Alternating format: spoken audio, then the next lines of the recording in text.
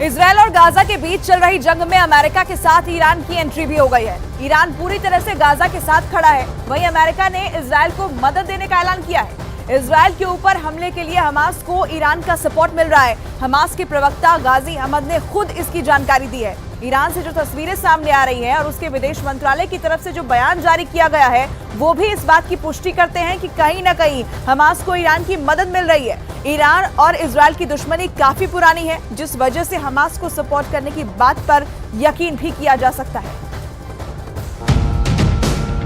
Israel और Hamas के युद्ध में ईरान हमास और फिलिस्तीन के साथ खड़ा है।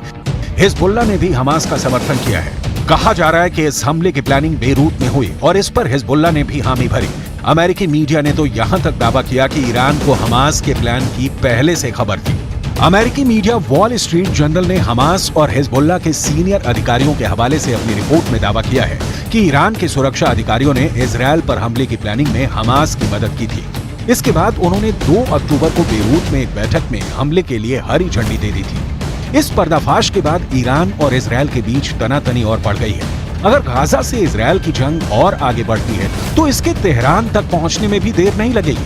ऐसे में अगर इजरायल और ईरान के बीच युद्ध शुरू हो गया तो वो गाजा की जंग से भी भयंकर साबित होगा। वजह है दोनों देशों के पास हथियारों से भरा गोदाम, एक से बढ़कर एक खतरनाक मिसाइलें। अगर ईरान और इजरायल में हम तुलना करते हैं तो ग्लोबल फायर पावर के मुताबिक ईरान के पास इस वक्त सक्रिय सैनिक हैं 5,75,000। वहीं इजरायल के पास इस वक्त 1,73,000 सक्रिय सैनिक हैं। रिजर्व सेना की बात करें तो ईरान के पास इस वक्त है 3.5 लाख रिजर्व फोर्स और इजरायल के पास यह आंकड़ा है 4,65,000। आगे ईरान के पास जो पैरामिलिट्री फोर्स हैं वो है 90,000। यह आंकड़ा आपके सामने है और इजरायल के पास 8,000 पैरामिलिट्री फोर्सेस हैं। लड़ाकू विमान इजरायल के पास है 241, तो ईरान भी बहुत पीछे तो नहीं है। 196 उसके पास में लड़ाकू विमान है। इजरायल वर्सेस ईरान आप देख रहे हैं, अगर युद्ध दोनों के बीच होता है तो अटैक हेलीकॉप्टर की अगर हम बात करते हैं तो 48 है इजरायल के पास और ईरान के पास में यह संख्या है 12। आगे बात करते हैं टैंक की तो 2200 इजरायल के पास टैंक मौजूद है। ईरान के पास में ये बड़ा आंकड़ा है, 4071 का टैंक है इजरायल के पास में, यह आंकड़ा उसके पास है। बख्तरबंद गाड़ियां 56,290 इजरायल के पास है और ईरान के पास है 69,685 बख्तरबंद गाड़ियां। तो आप सोचिए जरा, दोनों देशों के बीच में अगर जंग हो जाती है तो यह आंकड़ा बहुत कुछ बताता है। Video number 1, video number 2, video number 3। ये 3 वीडियो तो बस स्पान की है। ईरान इजरायल में खौफ भरने के लिए ऐसे कई वीडियो रिलीज कर चुका है। ये वीडियो इजरायल के लिए किसी चेतावनी से कम नहीं है। ईरान ने इजरायल को खुली धमकी दे रखी है कि अगर उसने ईरान के सैन्य या फिर परमाणु ठिकाने की तरफ देखा तो उसके शहर तेल अवीव को तबाह कर दिया जाएगा।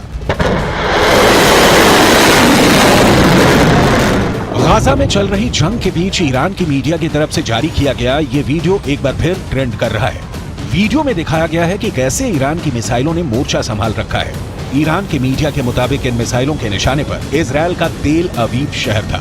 कहा गया कि अगर ईरान के परमाणु ठिकाने पर हमला हुआ तो इजरायल का शहर तेल अवीव मलबे में बदल जाएगा। इजरायल को धमकी दी गई कि उसके हमला करने वाले विमानों को उतारने के लिए जमीन तक नहीं बचेगी। यानी अगर वो हमला करने के बाद बचकर लौट भी गए तो इजरायल में लैंड नहीं कर पाएंगे। हाल ही में ईरान ने खास परेड कर दुश्मनों को अपनी ताकत दिखाई। ईरान ने हाल ही में अपनी एक नई मिसाइल खुर्रमशहर 4 को टेस्ट करके बता दिया कि वो इजरायल को मिट्टी में मिला सकता है। खुर्रमशहर 4 मिसाइल की रेंज 2000 किलोमीटर है और ये 1500 किलो तक का वॉरहेड ले जा सकती है। खुर्रमशहर 4 इतनी सटीक है कि ये मिसाइल अपने टारगेट के 30 मीटर के दायरे में गिरती है। 13 मीटर लंबी इस मिसाइल को लॉन्चिंग के दौरान ही खत्म किया जा सकता है, क्योंकि जब ये अपने टारगेट की तरफ बढ़ती है यानी टर्मिनल स्टेज में इस मिसाइल की रफ्तार करीब 20,000 किलोमीटर प्रति घंटा होती है। इजरायल के किसी भी मिसाइल डिफेंस के लिए इसे रोकना आसान नहीं होगा। ईरान इजरायल की बरसों पुरानी दुश्मनी बहुत ही खतरनाक मुकाम पर पहुंच गई है। वजह बना है ईरान का परमाणु कार्यक्रम और ईरान की हमास के लिए हमदर्दी। दावा किया जाता है कि इसी हमदर्दी के चलते ईरान बरसों से हमास को हथियार मुहैया कराता आया है और अब भी कर रहा है। अमेरिका की United states institute of peace के मुताबिक ईरान ने पहली बार 1980 के दशक में हमास और फिलिस्तीन के साथ रिश्ते जोड़े थे।